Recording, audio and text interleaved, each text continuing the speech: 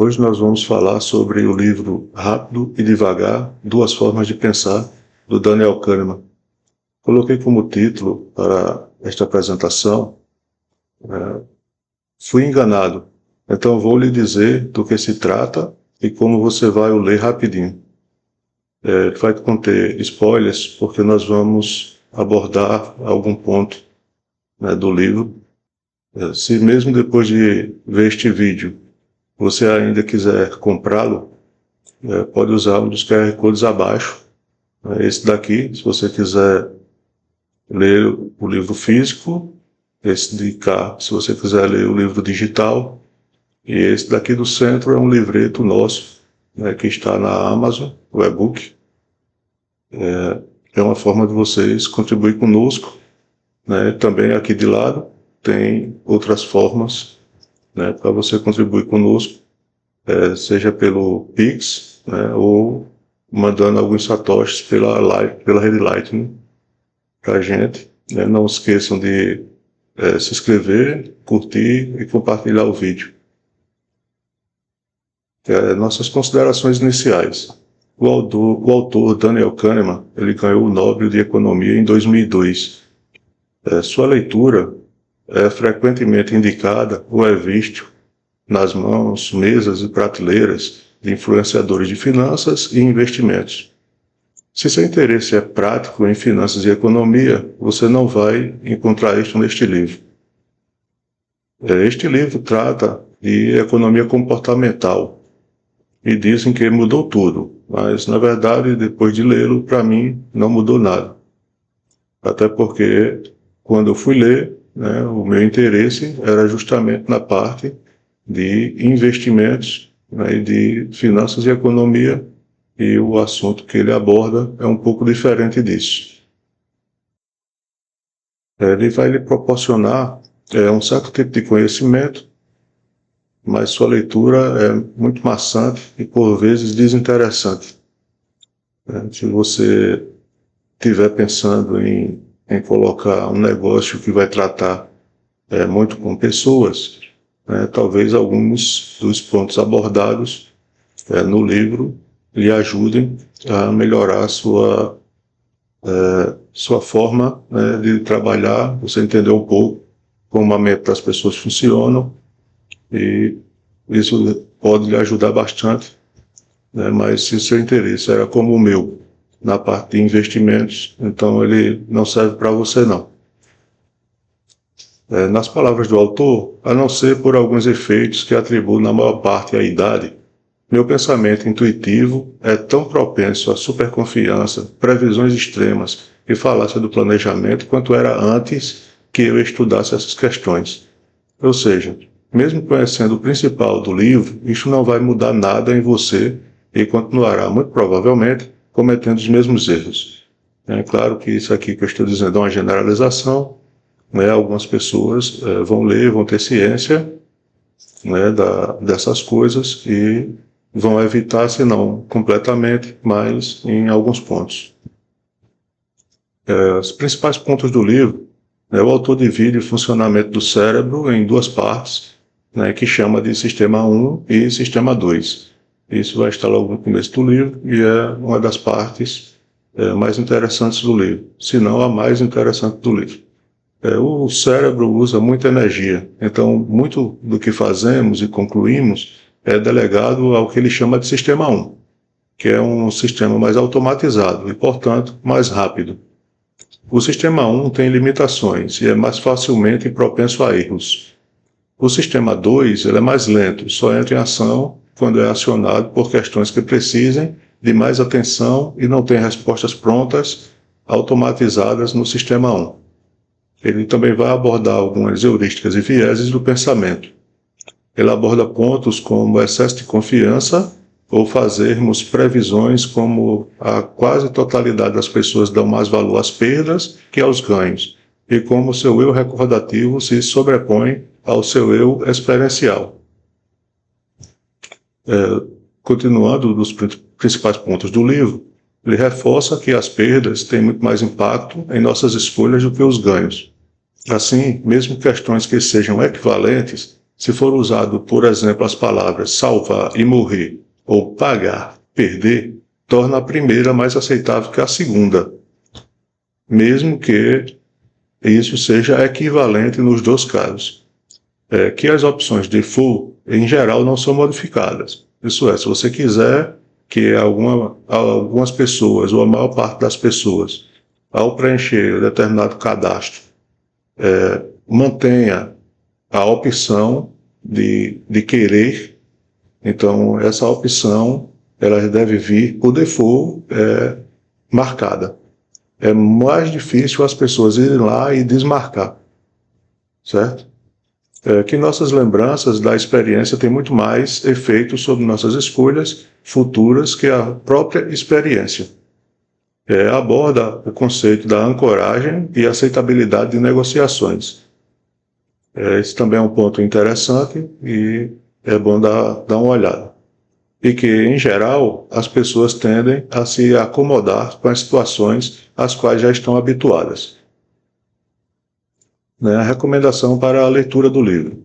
Recomendo ir direto para ler os apêndices A e B, e depois você volta para ler a conclusão.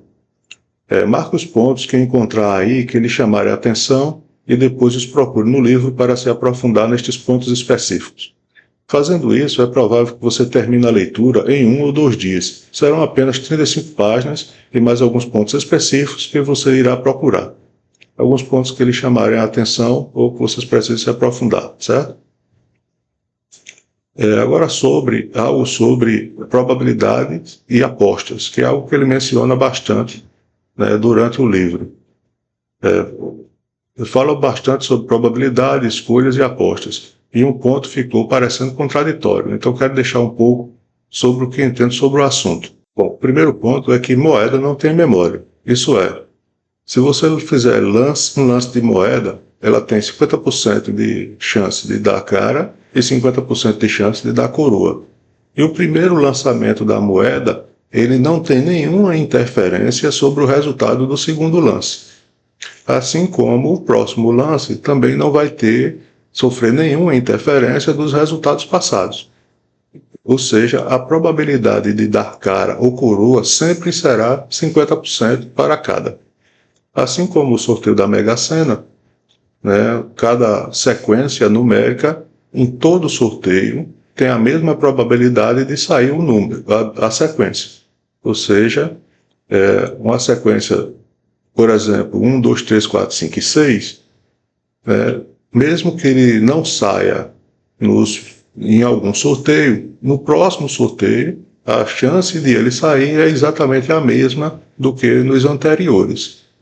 Certo? No entanto, aqui tem duas questões, que uma é o que eu trouxe aqui no segundo ponto, que ele aborda no livro, é que se forem 100 apostas dessa, eu aposto.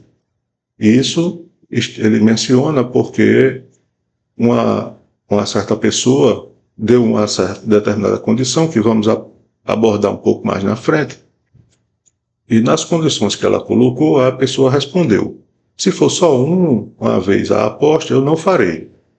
Mas se você me der 100 possibilidades dessa em sequência, eu farei essa aposta. Aí aqui tem duas coisas que a gente precisa verificar. Tá?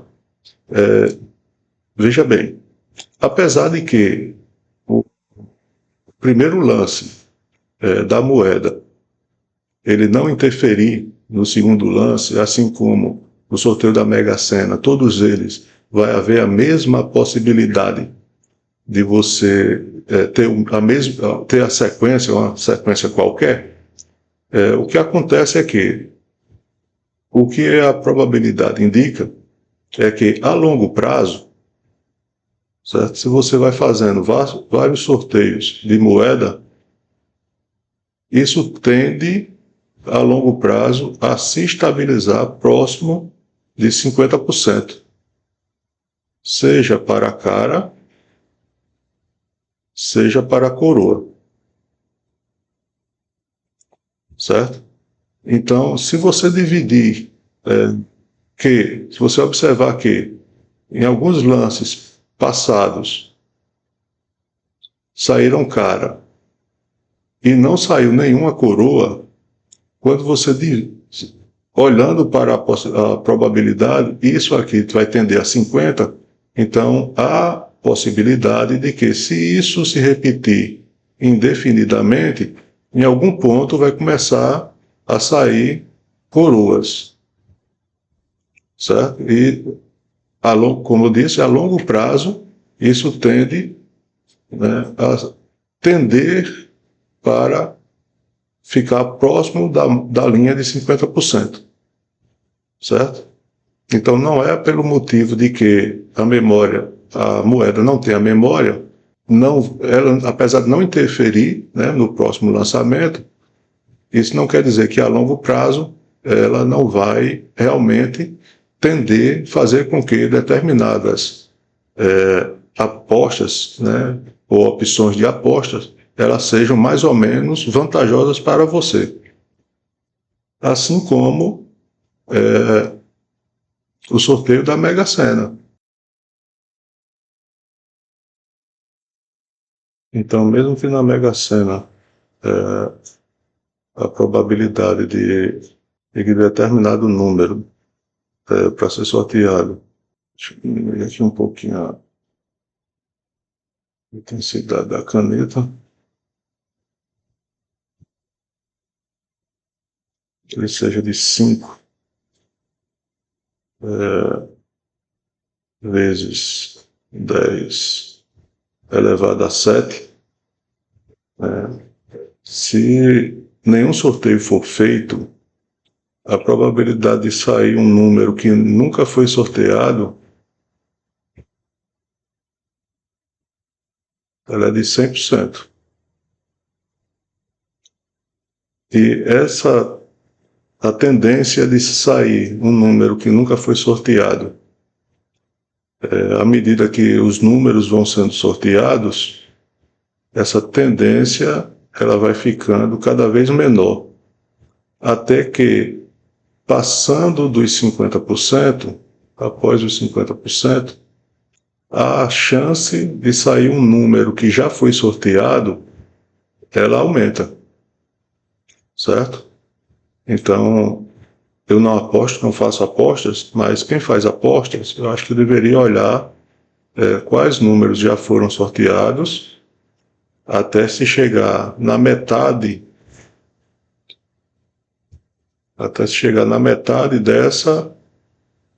dessa quantidade de números que podem ser sorteados, e depois, até lá, só apostar em números em sequências não sorteadas, e após isso, somente em sequências que já foram sorteadas, para que você tenha maior probabilidade, né, de ganhar. Não que isso vai ser fácil, mas você melhora um pouco, né, a sua chance.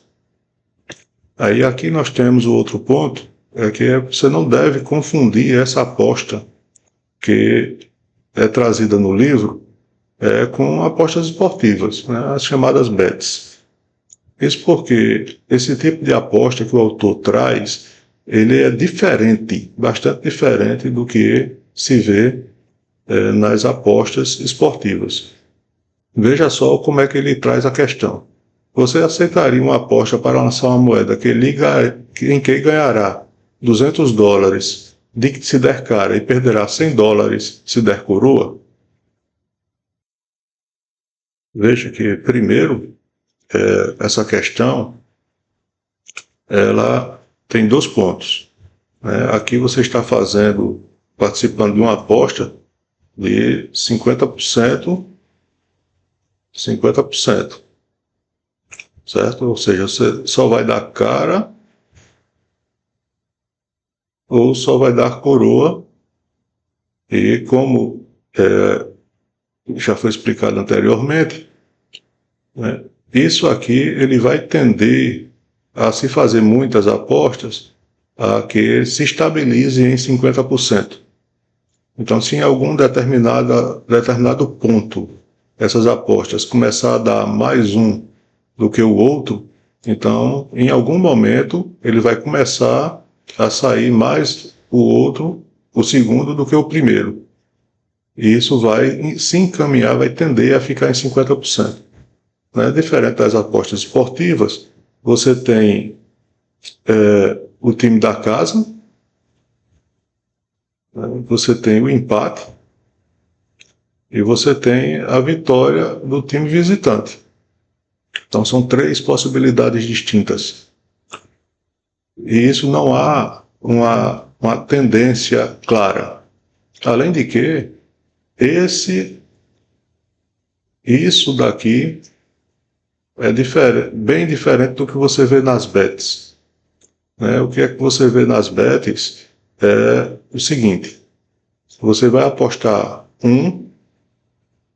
e digamos que a odd ela esteja em 2, certo? Que é o que seria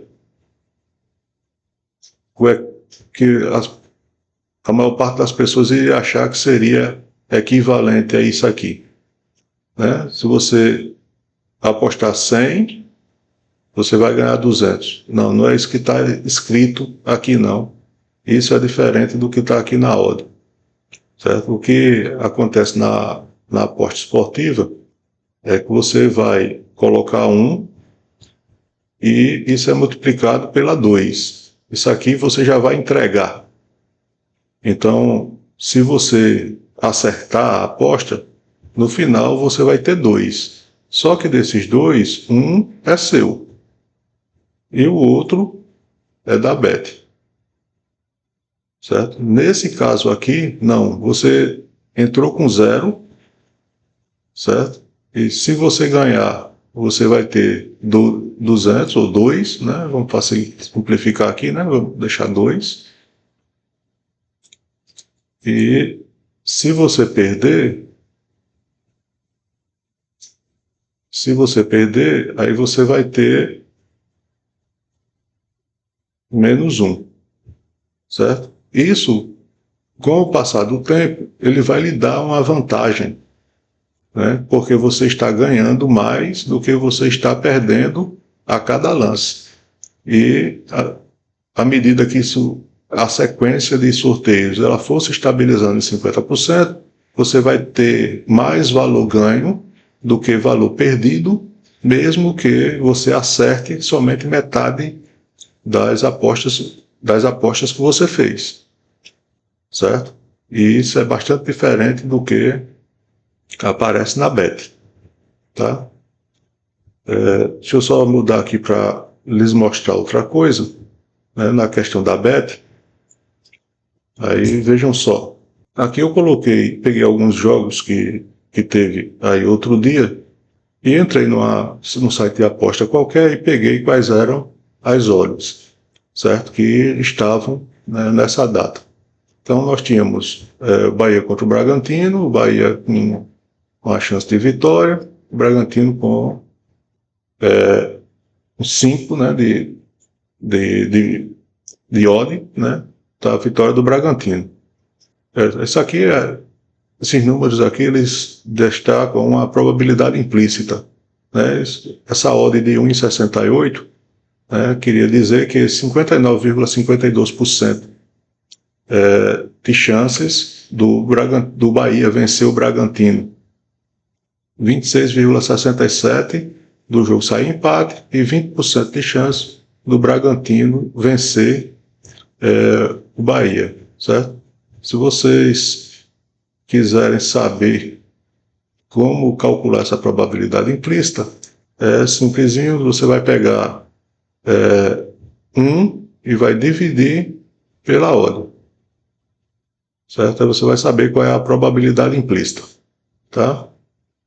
Aqui eu fiz só uma continha para a gente ver qual era a menor odd disponível, certo? Que tinha para o vencedor ser o time da casa, para o empate e para o vencedor ser o time visitante.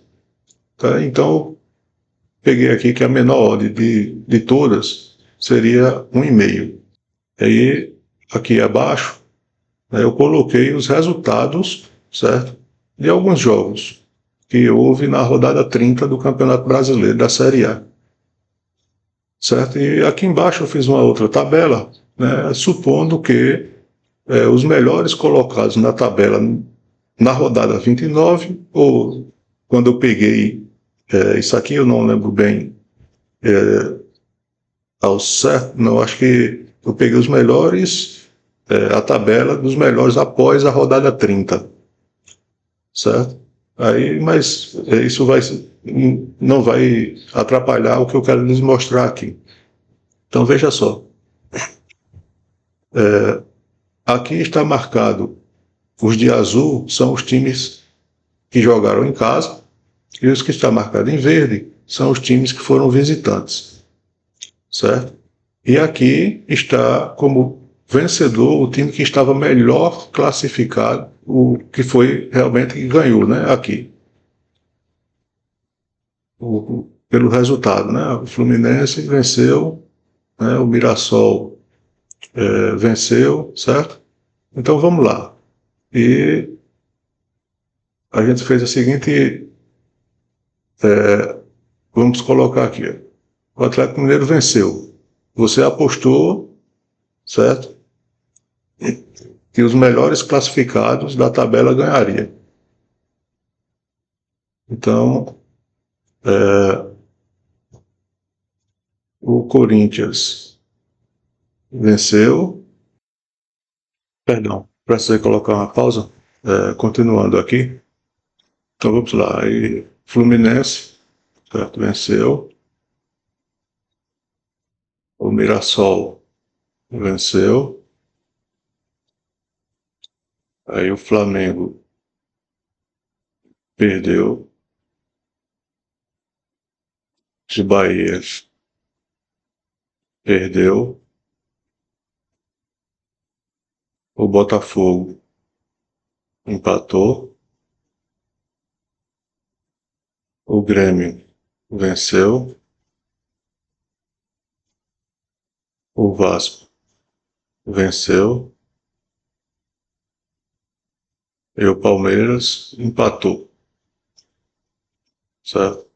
Assim, apesar de você ter acertado a maioria, né, você acertou 6 em 10, ao final você perdeu dinheiro. É por isso que as bets sempre ganham, né? Se a odd aqui fosse um pouco diferente, você acertando acima de 50%, talvez você ganhasse algum dinheiro, mas nada significativo.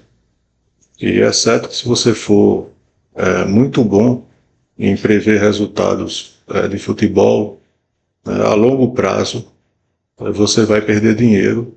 E se acontecer de você ganhar, como você pode ver, o ganho é muito pouco para o risco que você corre. Certo? Então o vídeo era esse. Novamente, se inscrevam no canal, curtam o vídeo, se ainda não fez, compartilhe, né, para nos ajudar no engajamento. Você também pode fazer comentários, né, aqui abaixo. E se você quer nos ajudar, novamente aqui de lado, né, vocês podem nos ajudar por meio do Pix, certo? Tem aqui o e-mail, aqui o QR Code, transferindo satoshis por meio da rede Lightning, neste QR Code, ou comprando o nosso livreto, né, que é um livretozinho em e-book que está à venda na Amazon, certo? Neste outro QR Code. Me despeço, fiquem com Deus e até a próxima.